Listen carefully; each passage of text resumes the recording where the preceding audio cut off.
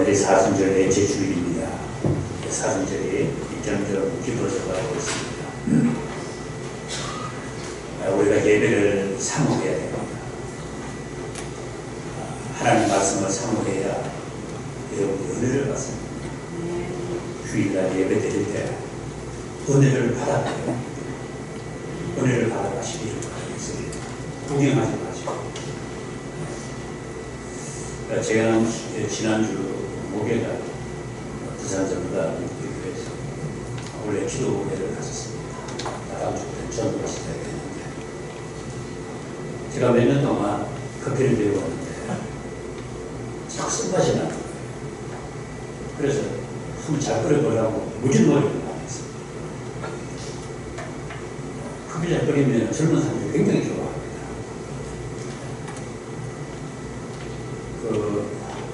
그래서 제가 몇 년 만에 깊이 터득을 했어요. 온자라든지 물이라든지. 제가 목요일날 우리 목사님들 대접을 제가 했어요. 얼마나 좋아하는지 전재주 목사님은 석잔을 마시다고. 그래서 깨달은 게 하나 있어요. 아, 이 정성입니다. 정성입니다. 예배도 정성입니다. 은혜를 받지 못하는 성도는 정성이 없기 때문에 은혜를 못 받는 거예요. 내가 오늘 예배를 통해서 하나님 앞에 은혜를 받아야지. 하나님 말씀을 통해 내가 내 문제를 해결해야지. 내가 주님을 만나야지. 이런 간절한 마음의 소원이 있었는데 은혜 받습니다. 뭐 대상이 대충 해가지고 부탁해 주기 때문에 그냥 예배가 그냥 수십 년 예배가 아무 의미 없이 그냥 그렇게 지나가요. 오늘 사순절 넷째 주일 여러분 큰 은혜를 받으시길 바라겠습니다. 네, 그리스도가 고난을 받고 어떠한 죽음을 당할 것인가에 대해 그리스도 탄생 700년 전에 예언되었다면 이 놀라운 사실. 그리스도를 중심으로 해서 먼저 보여주는 것이 예언이고 이사야 9장 1절 2절 마태복음 4장 14절 16절을 예언하고 있는 말씀입니다. 예수 그리스도께서 당시 종교 정치의 중심지였던 유대 예루살렘이 아니라 저 변방인 갈릴리 땅에서 그의 공생애를 시작할 것이라고 하는 예언의 말씀입니다.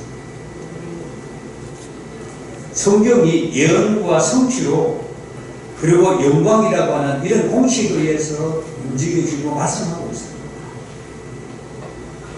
이사야 선지자는 처녀가 잉태하여 아들을 낳을 것이라고. 그래서 그 이름을 임마누엘이라고 예언을 했습니다.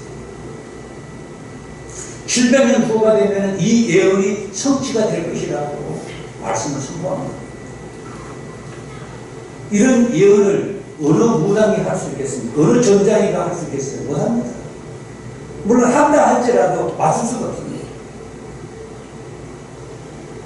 흉내는 낼 수 있을지 몰라도 많은 예언가와 점성가들이 예언을 했지만 다 틀리고 말았습니다. 맞지 않았습니다.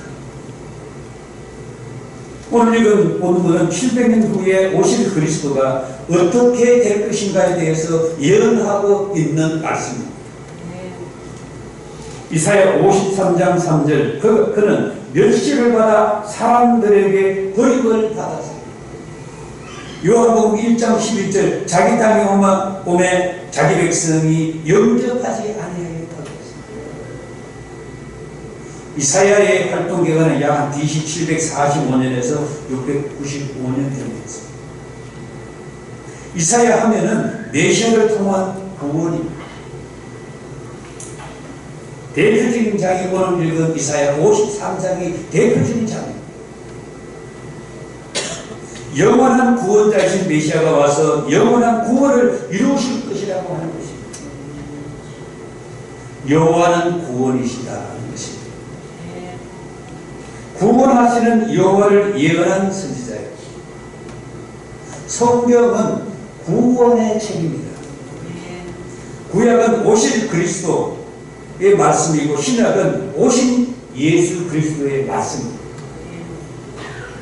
이사야 선지자는 그리스도를 고난받는 분으로 멸시를 받는 예언을 합니다. 그리스도의 삶이 천대를 받을 것이며 그리스도에 대한 멸시는 복음을 듣는 것에 대한 무관심으로 나타날 것이라는 예언입니다. 예수님 당시 유대인들은 메시아를 잔뜩 기대하고 그 열망이 얼마나 컸던가 하면 메시아가 와서 이 학대받고 멸시받은 유대 민족을 세계 1등가는 그런 민족을 만들고 주위의 모든 나라를 정복한 다윗 같은 나라를 만들어 주실 것이라고 기대합니다. 솔로몬의 영광과 같은 그런 황홀한 꿈의 메시아를 생각하고 있었던 것입니다. 이렇게 메시아를 잔뜩 기대하고 있는데 지금 눈앞에 메시아라고 나타난 이는 너무나 초라하고 그를 따르는 제자들의 면모를 보면 어부, 배국노, 세리, 반동분자, 성격 이상자, 전부 그런 사람들입니다. 여러분 같으면 이런 메시아를, 이런 예수를 메시아라고 따르겠습니까? 그를 따르는 탕녀인 마리아, 손가락질 받는 삭개오, 그를 따르는 사람 전부 병자들, 환자들, 사람들이 예수님을 세리와 죄인들의 친구라고 했습니다. 친구를 보면 그 사람은 알게 됩니다.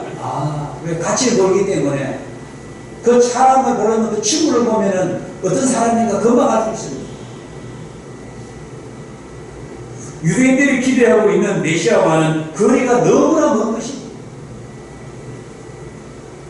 불신자들 중에 교회 나가면 헌금해야 되고 교회에 충성해야 되고 이런 걱정 때문에 나오지 못하는 사람들이 많습니다. 하나님을 믿고 싶은데 그런 것이 걱정이 되어서 못한 사람들이 오늘 우리 주위에 많아요. 헌금 드리지 않아도 됩니다. 충성하지 않아도 됩니다. 중요한 것은 하나님께 진심으로 돌아와 믿는 것입니다. 진짜 중요한 하나님께 돌아오는 것입니다. 그것이 본질이에요. 근데 이제 교회가 오래되다 보니까 교회 가면 헌금도 해야 되고 그것도 뭐 신방도 받아야 되고 그런 것이 하기 싫어서 나오지 못하는 사람들이 많이 있어요. 신앙생활의 핵심은 하나님을 진심으로 진짜로 믿는 것입니다. 하나님을 진심으로 믿는 것이 구원입니다. 구원은 제쳐두고 헌금이 두려워서 일하기가 싫어서 이런 것부터 걱정하는 사람들이 많다는 것입니다. 이사야는 그는 실고 우리의 질고를 지고 우리의 슬픔을 당하였다고 예언했습니다. 그가 찔림은 우리의 허물 때문이며 그가 상함은 우리의 죄악 때문이라고 했습니다. 그가 징계를 받고 채찍에 맞는다고 예언을 했습니다. 그가 곤욕을 당하고 괴로울 때에도 그는 입을 열지 않고 도축장으로 끌려가는 양같이 잠잠할 것이라고 했습니다. 곤욕을 당하고 신문을 당해 끌려갈 것이라 예언을 이사야 53장은 그야말로 고난받는 조. 이렇게 예언된 메시아 그리스도가 이사야의 예언대로 그대로 고난과 멸시와 조롱을 받으며 십자가에서 죽었습니다. 지금도 많은 유대인들은 예수님을 믿지 않습니다. 12 제자들조차도 예수님께서 우리의 죄를 위해 십자가에 못 박혀 죽는다는 것을 믿지 않았습니다. 부활은 나갈 것도 없습니다.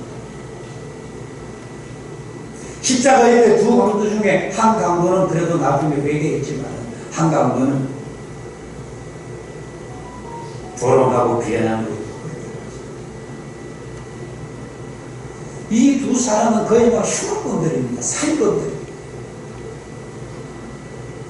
흉악범에게까지 예수님은 조롱과 멸시를 당한 것입니다. 유대인들은 나무에 달려 죽은 사람을 가장 저주받은 사람이라고 생각합니다. 예수를 가장 저주받은 사람이라고 생각합니다. 예수님은 그야말로 저주받은 죽음을 한 것이다. 우리가 예수를 믿고 구원받은 것은 하나님의 큰 은혜입니다.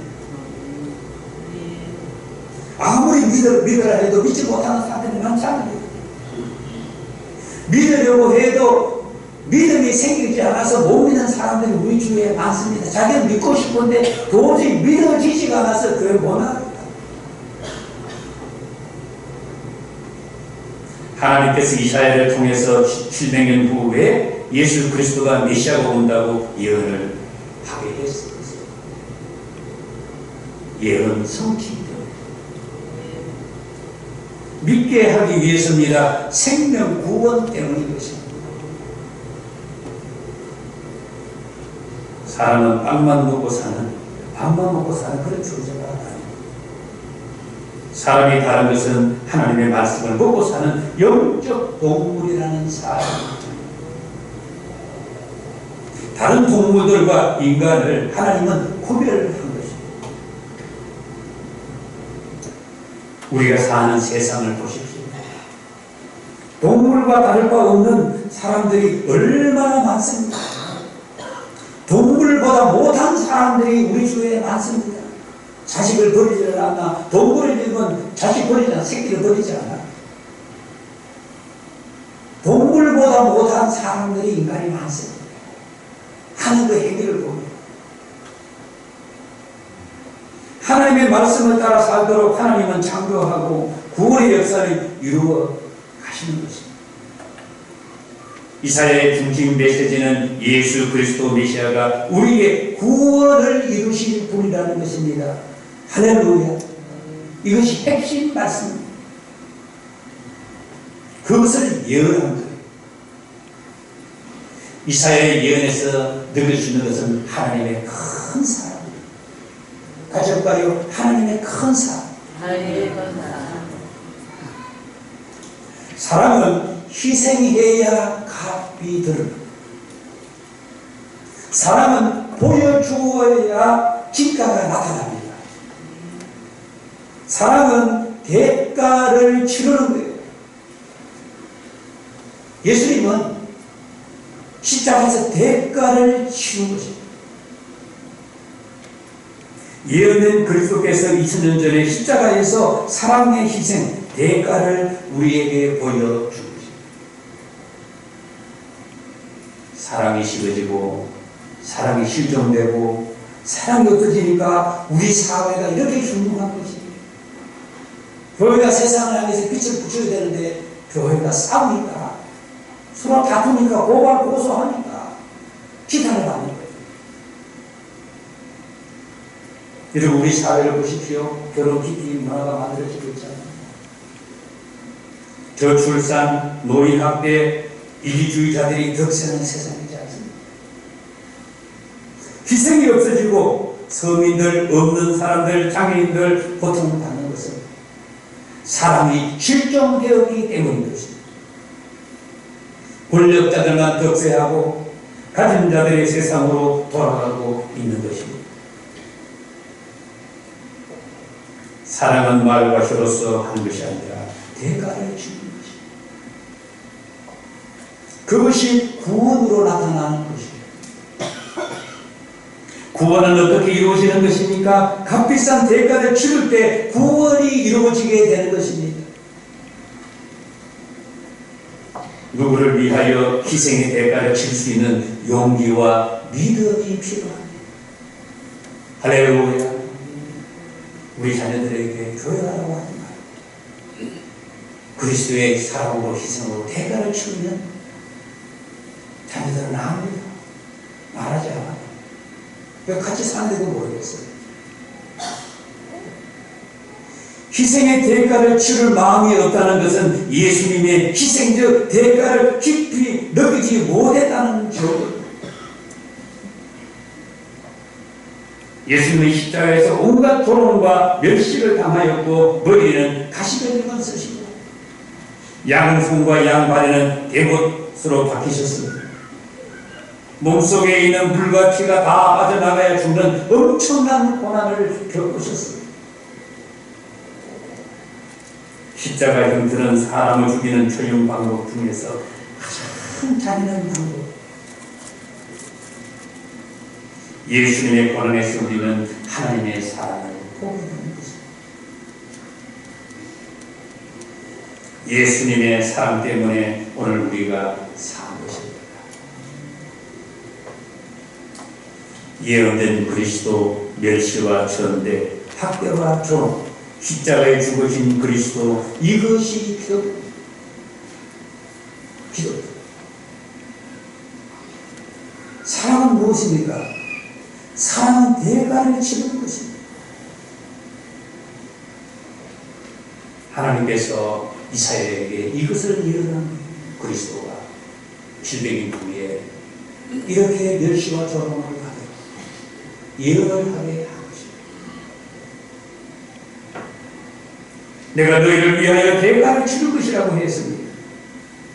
그는 멸시를 받아 사람들에게 버림을 받을 것이라고 예언하고, 그가 찔림은 우리의 흠을 되물이요 그가 상함은 우리의 죄입니다.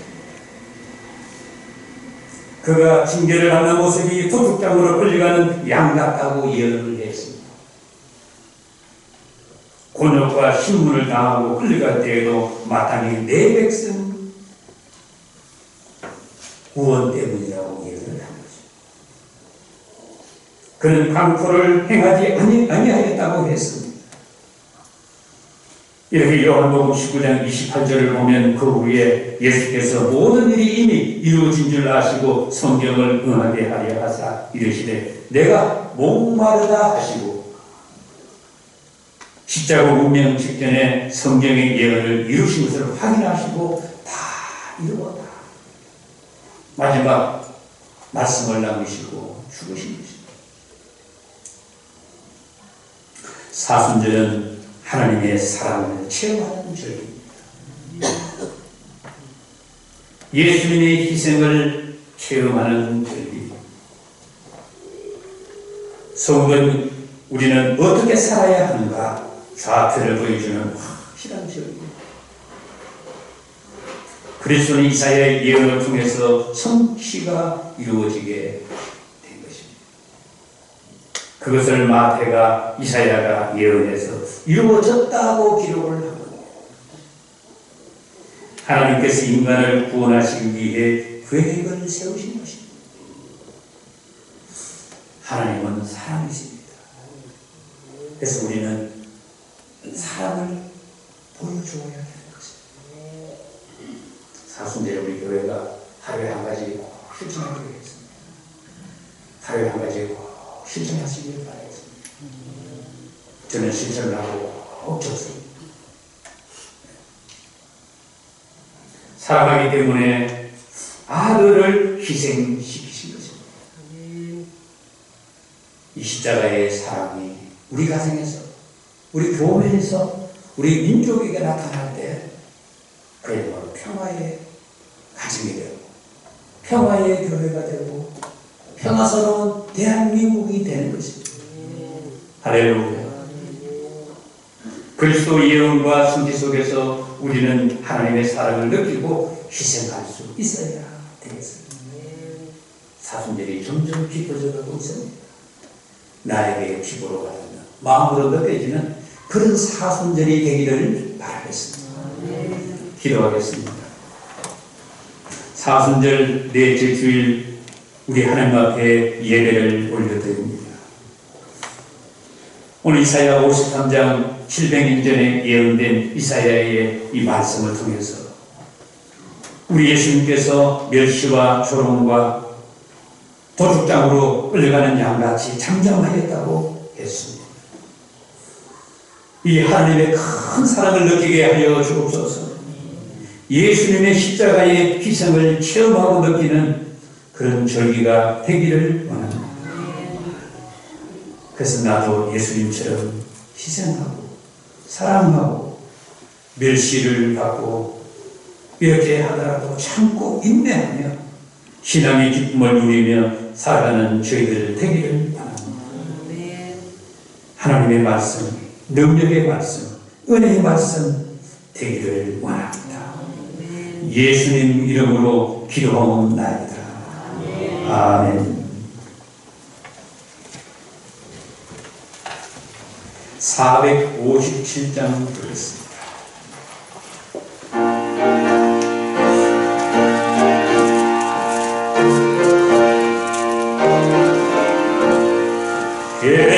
겟세마네 동산에 주를 생각할 때에 근심이나 걱정을 외면할 수 있을까? 나를 항상 버리고 주를 따라가리라. 빌라도의 뜰에서 주를 생각할 때에 수치됨과 아픔을 못 견딜 수 있으나 길 참고 묵묵히 주를 따라가리라. 갈보리산 올라가 주를 생각할 때에 나의 받는 괴로움을 비교할 수 없으리. 십자가를 지고서 주를 따라가리라. 무덤에서 부활한 주를 생각할 때에 발라니가 죽음도 두려울 것 없으리. 성령가를 부르며 주를 따라가리라.